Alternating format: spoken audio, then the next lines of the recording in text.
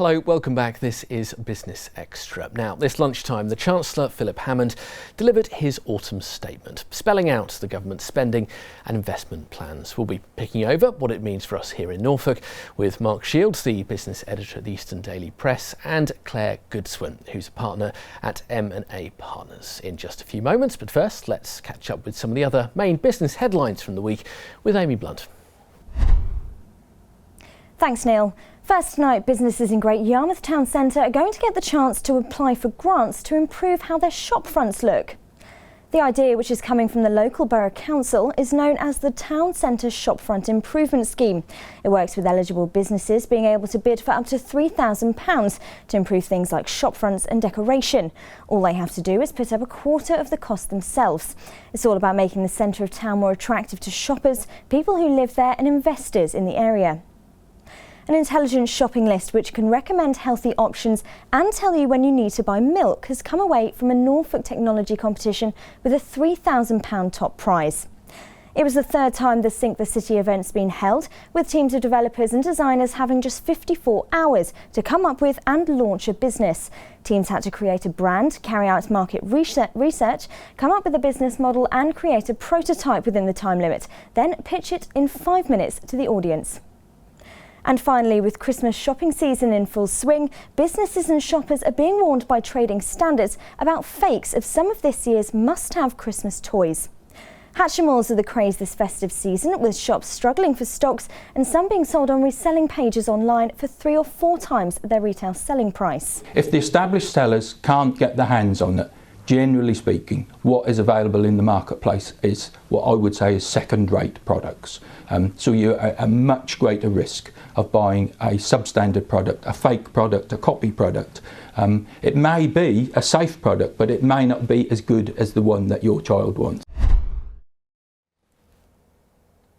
Thank you very much indeed, Amy. So, to the autumn statement, and a lot of the pre-talk today was about so-called jams, people who are just about managing. But let's take a look at what it means for everyone, really. Mark Shields is the business editor at the EDP, and Clare Goodswen from M&A Partners. Thank you very much for joining me. Good evening. Hi. Now, let's start with the context here. The world has changed a great deal since the last budget. Mark, I guess the backdrop here is a complete change. Absolutely. The last big economic set piece that the government had was the March budget, and since then, obviously, we've had change the like of which we've almost never seen.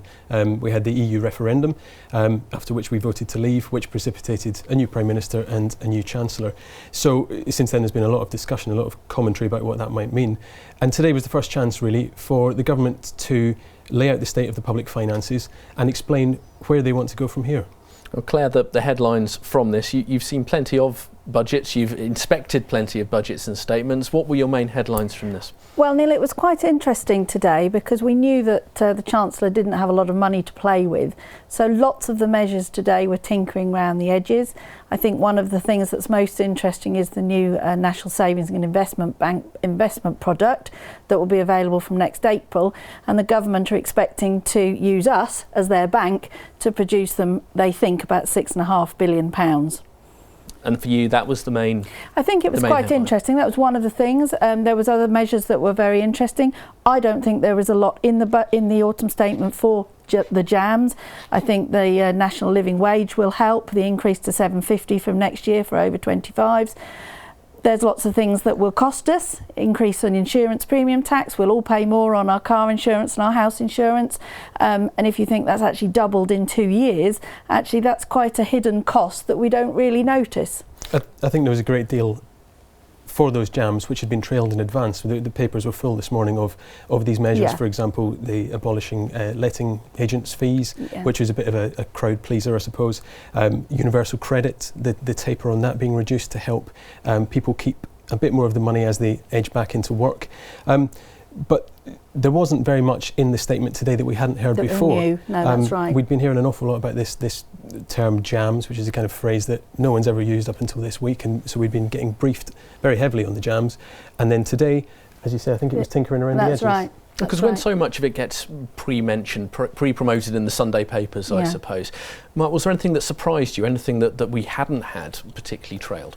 Well, no, I think one of the, again, to go back to the backdrop, I think this was a chance for Philip Hammond really to set out almost the rules of his chancellorship. If there was bad news, today was the day to get it out, because he set the rules against which he's going to be measured for his term as Chancellor. So we heard some very gloomy forecasts. The forecasts have been reduced over the term of the forecast, the next 5 years, something like 2.4 percentage points. That's a black hole of about £120 billion. Borrowing's up, and obviously debt will increase as well. So that's the backdrop, which perhaps explains why the government was so keen to push this jam line to distract us all from it. And the sense of relief that everybody will have tonight, that actually they're not significantly worse off for the second time this year. You know, we've had years and years now of bad news. Every budget, every autumn statement, it's been gloom. And so I think actually it's a case of it's not too bad. Well, because as Mark was saying, that a lot of the pre-talk was about the jams, the just about managing, which is, right. I guess it's to appeal to pretty much everyone, because everyone just about manages, whatever their salary, I suppose. But getting aside from that, from the business community, what were they, from your perspective, what were they hoping for in Norfolk today? Well, actually, I think I said to Mark when I came in today, business would just like to be left alone to do business, to do what it's good at.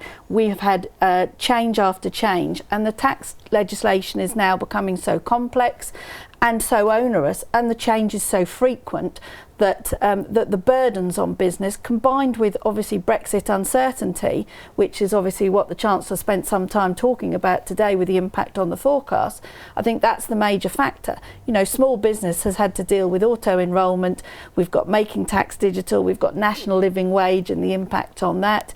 You know, we've got a series of shocks coming up, Brexit looming. And so I was delighted to hear that actually we're not going to effectively have 2 budgets a year now. We're going to have 1 budget in the autumn, and that has to be good news. Now, looking particularly about being here in Norfolk, lots of parts of the country were mentioned. Northern Powerhouse, the Midlands were mentioned. Talk about maybe trying to push some of the sort of growth away from the London area. Did we feel, between both of you, there was much in there for us here in Norfolk and the East? I think a lot of the scene setting before this autumn statement was that Philip Hammond would take a different approach to George Osborne. He wouldn't get up there and list off a dozen projects that he was going to make happen immediately. His was very much more about handing the power to the departments themselves. I think one of the main thrusts for me was almost putting the onus back on business. That's right. With productivity, asking more of what we do already, getting more from what we put in. One of the big policies was a £23 billion productivity fund. There's precious little detail on that at the moment, but that's something which is going to be very pertinent to the east of England. The UK as a whole lags behind the rest of Europe, the US and Germany by something like 30 percentage points in terms of productivity. In the east, we lag behind our national average as well. So that's something that we've been aware of in the east for a long time, right. and are trying to tackle. And so when the detail of this emerges, there may be some hope in there. But overall, we're somewhat underwhelmed. That was your response. I do feel quite underwhelmed by it, but also relieved. But we've got a lot of challenges ahead of us, business in particular. We've got a lot of things coming down the line. Some of the stuff in today's autumn statement won't be helpful. We're waiting for more in January, more detail. As Mark has just said, there was lots of announcements with lots of things. We're under consultation, details will follow.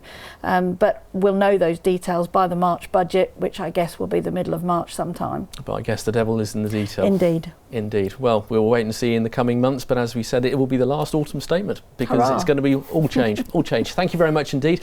That is all the time we have for tonight, but remember, you can drop us a line with your thoughts, your business stories too. You can find us on Twitter @MustardTV. The hashtag is Business Extra. Tomorrow night it'll be News Extra. I'll be back with that, and it's Sports Extra as ever on your Friday night, looking ahead to all your local sport for the weekend. That's back for next week, but my thanks to Mark and to Clare for joining us, and for you for watching too. Have a very good night.